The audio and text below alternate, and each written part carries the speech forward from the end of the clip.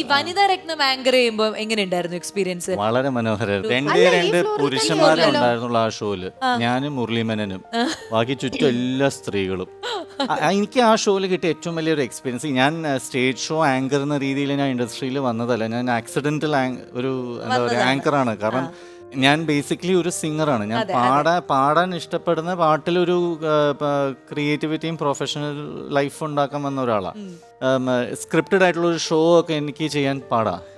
എനിക്ക് അപ്പൊ നമുക്ക് നമ്മളപ്പോൾ വളരെ റിയലിസ്റ്റിക് ആയിട്ട് നമ്മൾ ബിഹേവ് ചെയ്യുന്നത്. അപ്പോൾ അതിൽ തമാശകളൊക്കെ ബ്ലെൻഡ് ചെയ്ത് വന്നപ്പോൾ എൻ്റെ ആ ഷോ ഹിറ്റായി. പക്ഷെ വനിതാ രത്നം കുറച്ചുകൂടിയും അച്ചടക്കമുള്ള ഒരു ഷോ ആയിരുന്നു.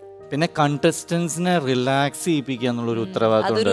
റിയാലിറ്റി ഷോ എലിമിനേഷൻ ഒക്കെ ഉള്ളത്. എല്ലാ കണ്ടസ്റ്റൻസും മാരീഡും വിത്ത് ചിൽഡ്രൻ ആണ്.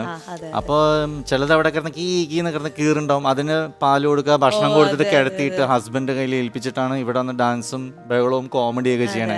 അപ്പം നമ്മളൊക്കെ ആ സ്റ്റേജിൽ അവർക്ക് ആ ഫിയർ മാറ്റി കൊടുക്കാനും, പിന്നെ കൽപ്പനേച്ചിയും എന്താ പറയുക ശോഭനേച്ചിനെ കാണുമ്പോൾ തന്നെ ഇവരുടെ കയ്യും കാലും വിറയ്ക്കും. മുരളിയേട്ടൻ കുറച്ചുകൂടി കംഫർട്ട്, കാരണം ഇവരെ ഗ്രൂമി ചെയ്യുന്ന മുരളിയേട്ടൻ. അപ്പൊ ഈ ഷോ തുടങ്ങുന്നതിന് മുമ്പ് മുരളിയേട്ടനും ഈ കണ്ടസ്റ്റൻസ് ആയിട്ടൊരു റാപ്പുണ്ട്. മറ്റു രണ്ടുപേരും ഇരിക്കുമ്പോൾ ഇവർക്ക് ടെൻഷനാണ്. അപ്പം നമ്മളത് ഈസാക്കി കൊടുക്കാന്നുള്ളൊരു ജോബ് ഉണ്ടല്ലോ. കൽപ്പന ചേച്ചിയും മുരളി ചേട്ടനും ശോഭന ചേച്ചിയും എന്ന് പറയുന്ന പ്രതിഭകളുടെ കൂടെ വർക്ക് ചെയ്യുമ്പോൾ, അല്ലെങ്കിൽ അവരുടെ കൂടെ ഒരു സ്റ്റേജ് ഷെയർ ചെയ്യണതിൻ്റെ, സ്ക്രീൻ ഷെയർ ചെയ്യണതിൻ്റെ ഒരു അനുഭവം, ഒരു വേറെ തലത്തിലൊരു ആങ്കറിങ്ങും ഞാൻ എക്സ്പീരിയൻസ് ചെയ്തു. ഈ ആങ്കറിങ് ചെയ്യുന്ന സമയത്തുണ്ടല്ലോ, അതായത് ഒരുപാട് സിനിമകളിൽ നിന്ന് ഓഫറൊക്കെ വന്നു, എന്നിട്ട് അത് നിരസിച്ചു, അങ്ങനെയൊക്കെ കുറെ കിംവദന്തികളാണോ സത്യമാണോ എന്താണത്? സത്യമാണ്, ഒരുപാട് വന്നിരുന്നു.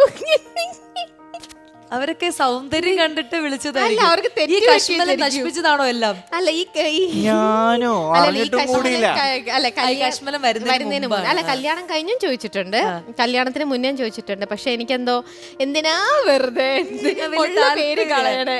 അല്ല, ആങ്കറിങ് ചെയ്യാൻ വന്ന് കുറെ പേരുടെ ജോലി കഴിഞ്ഞു, അഭിനയിക്കാൻ വന്ന് ഞങ്ങളുടെയൊക്കെ ജോലി കളഞ്ഞ് അടങ്ങൂ അല്ലേ?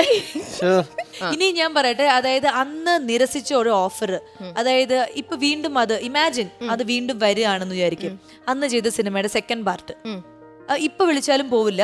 ഞാൻ അങ്ങനെ ഒന്നും സീരിയസ് ആയിട്ട് ചിന്തിച്ചിട്ടില്ല. പക്ഷെ എനിക്കറിയില്ല, എന്നാലും ഭയങ്കര അടിപൊളി ഒരു ക്യാരക്ടറാണ്. അതായത് ഒരുപാട് പെർഫോം ചെയ്യാൻ നല്ല ഒരു എല്ലാവർക്കും ഇഷ്ടം തോന്നുന്ന ഒരു ക്യാരക്ടറാണ് വന്ന് വിളിക്കുന്നത്. എന്നിട്ട് പറയാണ് നിങ്ങളുടെ ടൈം അനുസരിച്ചിട്ടൊക്കെ നമ്മൾ ചെയ്തു തരാം, ദുബായിന്നോ അല്ലെങ്കിൽ എവിടെ നിന്നാ ഏത് ഗുദാമിന്നാ വരുന്നെങ്കിൽ ടിക്കറ്റും എല്ലാം എടുത്തു തരാം, ഒരു 10 ദിവസത്തെ ഡേറ്റ് മതി എന്നൊക്കെ പറയാം. അത്രയും പാമ്പർ ചെയ്ത് ഭയങ്കര പ്ലീസിംഗ് ആയിട്ട് അവർ വിളിക്കുകയാണെങ്കിൽ പോവോ? ഡയറക്ടർ ആരാന്ന് പറയണം, ആക്ടർ ആരാന്ന് ഡയറക്ടർ ജോഷി സാർ, ആക്ടർ നമുക്ക് ടൊവിനോ. ഇല്ല, എനിക്ക് ശരിക്കും ചോദിക്കുകയാണെങ്കിൽ എനിക്കറിയില്ല. അല്ല, ഞാനിപ്പോ എനിക്ക് തോന്നുന്നു ഞാനൊരു ട്രൈ ചെയ്ത് നോക്കാന്നുണ്ട്. പക്ഷേ അഗെയിൻ എന്താണ് ക്യാരക്ടർ സമ്മതിക്കുമല്ലോ, അതാണ് എന്റെ ചോദ്യം. ഞാനൊരു ആർട്ടിസ്റ്റ് അല്ലേ? അതെ.